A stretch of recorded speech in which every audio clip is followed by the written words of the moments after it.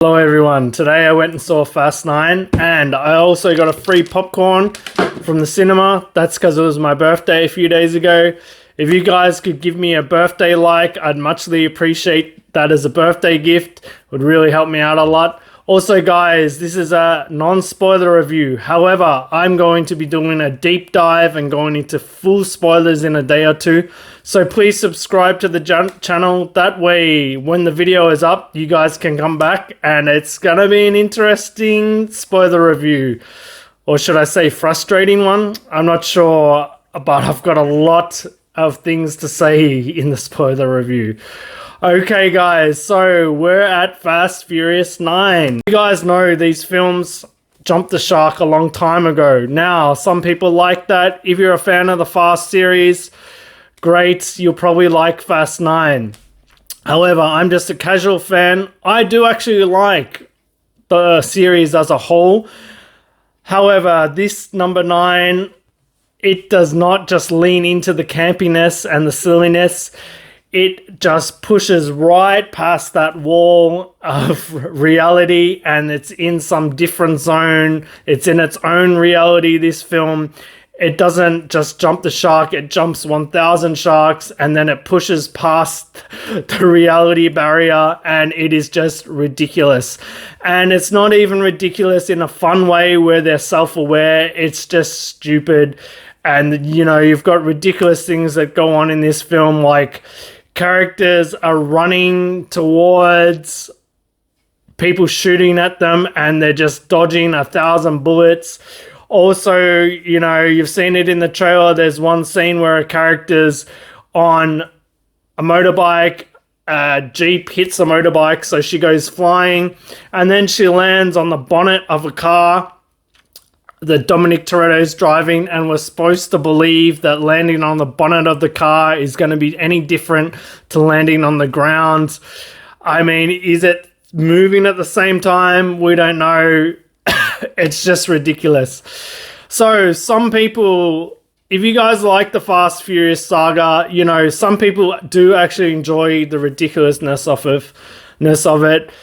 However, I think fans of the series are actually going to be disappointed how far this one actually goes. There were a few people laughing today and enjoying the action scenes. However, most of the humor in this film falls incredibly flat.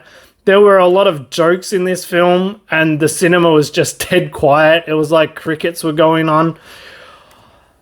And most of these jokes were coming from Tyrese Gibson, who I thought in, you know, Fast 2, his humor is great. But in this one, I don't know what the writers were doing. The humor just didn't deliver at all. So, yeah, well, I'm talking about how ridiculous this film is and how the action scenes just push it to another level. At the same time, there's this subplot going on at the same time that is incredibly serious and incredibly grounded in reality. And it's almost like this somber drama that we're buying into in flashbacks that's running parallel to the film, so we can know what's happened in the past, so we know what's going on in the future. This subplot is the John Cena plot in the movie. You guys have seen the trailer. You know John Cena comes in as Dominic Toretto's brother, but, you know, we don't know why he's evil and why he's doing the things he does in this film. Also, why did him and Dom separate? Why are they on two different paths and they haven't seen each other for years? We do find out why.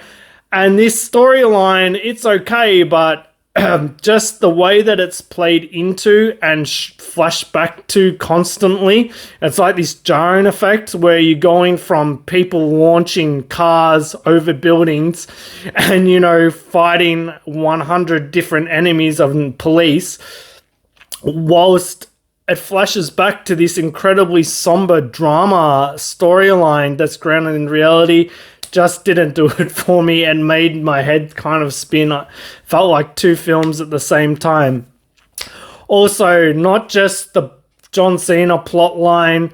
There are numerous plot lines in this film that just are unnecessary. They don't need to be there at all. there's this thing where they split up and they have to do certain mini missions, kind of like Mission Impossible. They go jet setting around the world. And these, I don't know, these places that they went to and the things they did, it wasn't really necessary to get the outcome that it got. I'm not sure even why the writers decided to split so many subplots in. Also, not only does it cram in too many subplots, it crams in a lot of fan service. Now, I wouldn't call it fan service because it doesn't work.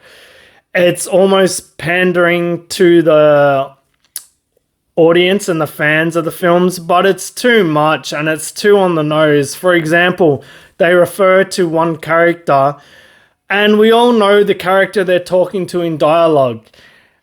And just in case you didn't get it, there's one moment where the camera turns to Michelle Rodriguez and says, "You know that's beep, right?"